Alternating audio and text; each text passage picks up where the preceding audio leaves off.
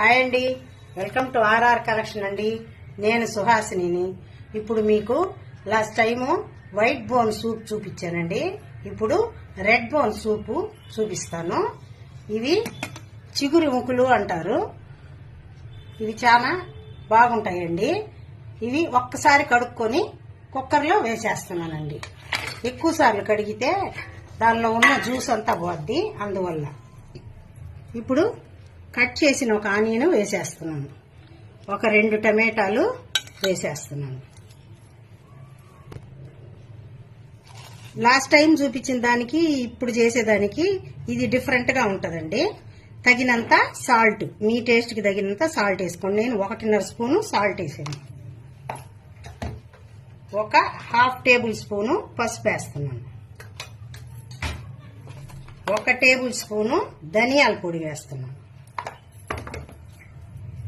2 table స్పూన్లు కారం వేస్తున్నాను.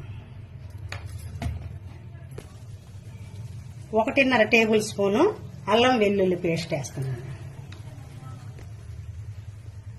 ఇప్పుడు 1.5 గ్లాసు వాటర్ పోస్తున్నానండి.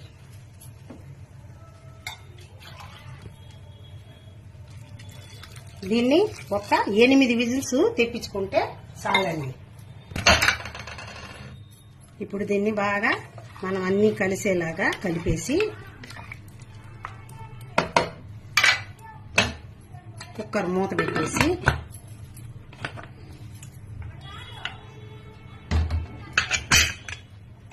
స్టవ్ ఆన్ చేసేసి ఒక 8 విజిల్స్ వచ్చిన తర్వాత మనం దీనికి మళ్ళా తిరగమాత పెడతామండి. ఇప్పుడు ఇది బోన్స్ బాగా ఉడికిపోయి ఉంటాయండి. కుక్కర్ చల్లబడిపోయింది. తీసేసి మనం గిన్నెలో పోసుకొని దీన్ని తిరగమాత పెట్టాలి. ఇప్పుడు స్టవ్ ఆన్ చేసి మనం గిన్నె పెట్టేసుకుందామండి. ఇప్పుడు గిన్నె వేడెక్కేసింది. కొద్దిగా ఆయిల్ వేసుకోవాలండి.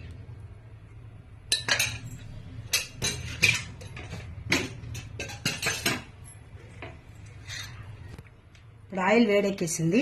ఒక 1/2 టేబుల్ స్పూను ఆవాలు వేస్తామండి.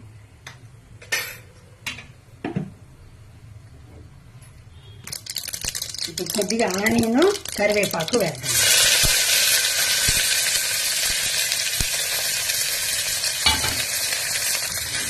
కొద్దిగా ఆనియన్ వేగనిద్దామండి. ఈ లోపుగా ఒక 1.5 టేబుల్ స్పూను ఆనియన్ పేస్ట్ వేసుకుంటున్నానండి. మీరు ఆనియన్ పేస్ట్ బదులు కొబ్బరి పాలు రెండిట్లో ఏదైనా వేసుకోవచ్చు. నాకు అది పడదని నేను ఆనియన్ పేస్ట్ వేస్తానండి. ఇది కొద్దిగా వేగేటప్పుడే మనం కొద్దిగా గరం మసాలా పౌడర్ కొంచెంగా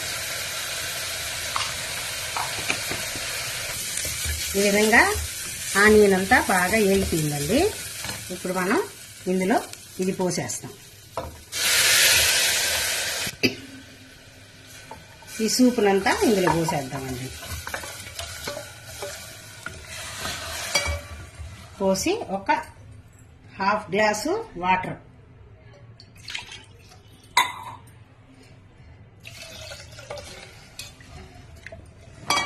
ఒక 2 తెల్లులు తెల్లనిచ్చి ఆపేస్తామండి.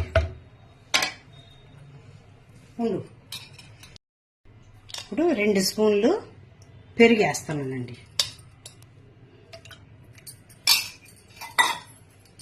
బాగా కలిపేసి ఒక 2 తెల్లులు తెల్లనిచ్చి అప్పుడు సర్వింగ్ చేసుకుందాం. ఇప్పుడు ఇది 2 తెల్లేసిందండి. మనం ఇందులో కొత్తిమీర వేసేసుకొని ఇంకా ఆఫ్ చేసుకోవటం. కొత్తిమీర వేసాను. ఇప్పుడు 1 నిమిషం మూత అలా పెట్టి కొద్దిగా 1 నిమిషం పాటు అట్టుంచి ఆమెన సర్వింగ్ బౌల్లో తీసుకుందాం. ఇప్పుడు ఇంక మనం సర్వింగ్ బౌల్లోకి తీసేసుకోవటమేనండి.